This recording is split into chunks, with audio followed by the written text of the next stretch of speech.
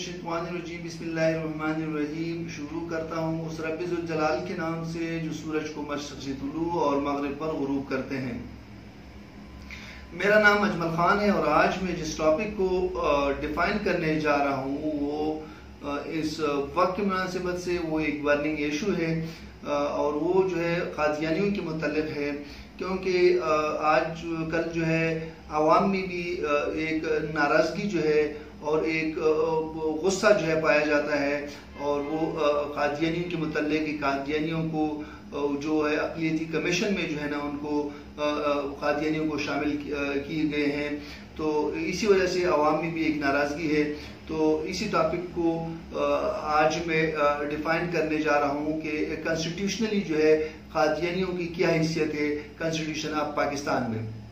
तो constitution of Pakistan का article 41 ये कहता है कि इस मुल्क का वज़ीर आज़म वही शख्स बन सकता है, सदर वही शख्स बन सकता है जो कि मुसलमान हो। इसके अलावा कॉन्स्टिट्यूशन का आर्टिकल 91 ये कहता है कि इस मुल्क का वज़ीर आज़म जो है वो वही शख्स बन सकता है जो कि मुसलमान हो। अब हम आते हैं कादियानियों की तरफ। कॉन्स्टिट्यूशन का आर्टिकल 260 क्लास 3A जो है वो मुसलमानों की उसने मुसलमानों की डिफिनीशन को जो है वो एक्सप्लेन किया है कि मुसलमान वही हो सकता है जो कि अल्लाह ताला को एक मानता हो और हज़रत मोहम्मद सल्लल्लाहु अलैहि वसल्लम को आखिरी नबी जो है वो मानते हो, तो वो मुसलमान है। इसके अलावा जो है कॉन्स्टिट्यूशन का आर्टिकल 260 क्लास 3B ये कहता है कि जो शख्स आप सल्लल्लाहु अलैहि वसल्लम को आखिरी नबी नहीं मानते और आप अल्लाह ताला को एक नहीं मानते तो वो मुसलमान नहीं है और मुसलमान नहीं हो सकता। वो उसमें जो है ईसाई भी शामिल है, उसमें हिंदू भी शामिल है और उसमें जो है वो कादियानी भी शामिल है और उसमें लाहौरी ग्रुप भी शामिल है और कादियानी जिसको अहमदी कहते हैं वो भी शामिल है, क्योंकि वो आप सल्लल्लाहु अलैहि वसल्लम को आखिरी नबी जो है वो नहीं मानते।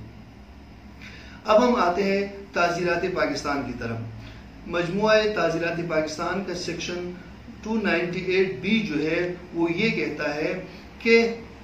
जो कादियानी जो है वो अजान नहीं दे सकते और वो जो है वो मस्जिद नहीं बना सकते, और अगर वो इस तरह करेंगे तो उनकी जो पनिशमेंट है उस ताज़ीरात पाकिस्तान कहते हैं वो 3 साल कैद है और साथ ही जुर्माना भी है। इसके अलावा जो है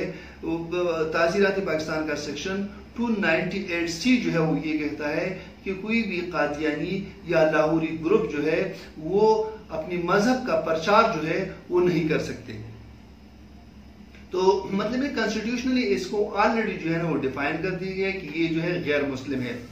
अब हम आते हैं इस पॉइंट्स की तरफ जो लोगों में जो नाराजगी का और हम गुस्से का जो एक सिलसिला है जो कि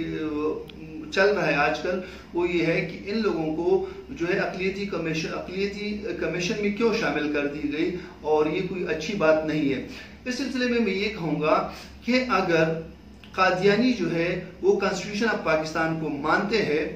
और इसको अक़लियत में शामिल कर दी गई तो आई थिंक ये अच्छी बात है, क्योंकि वो ऑलरेडी डिफाइन हो गई कि वो अक़लियत में है और अक़लियत की डिफिनीशन कॉन्स्टिट्यूशन में यही की गई है कि अक़लियत उसी को कहते हैं जो आप सल्लल्लाहु अलैहि वसल्लम को आखिरी नबी नहीं मानते हो, जो कि वो मुसलमान न हो।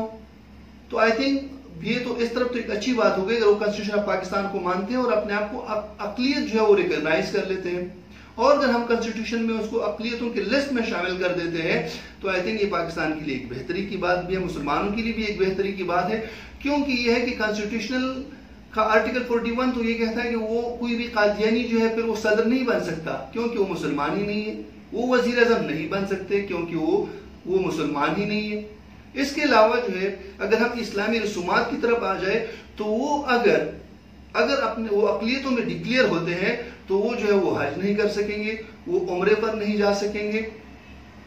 इसके अलावा जो है मुल्क के जो बड़े ओहदे हैं उस पर फाइज नहीं हो सकेंगे। तो एक बार फिर मैं इसको रिपीट करने जा रहा हूं कि अगर उसको अक़लियती कमीशन में उनको एक अक़लियती मेंबर के तौर पर उनको शामिल कर दिया गया तो ये कोई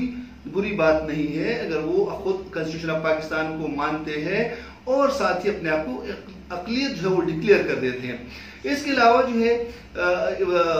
इस पाकिस्तानी जो है ये तो उनका कॉन्स्टिट्यूशनल राइट है कि वो इसी मुल्क के शहरी है और वो इसी मुल्क में रहेंगे, इससे तो कोई डिनाई नहीं कर सकता, क्योंकि हमारे मुल्क में अक़लियतों को भी बराबरी की सतह पर उनको राइट दी गई है। और अगर हम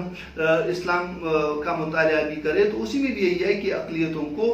उनका जो है राइट का ख्याल रखा गया है।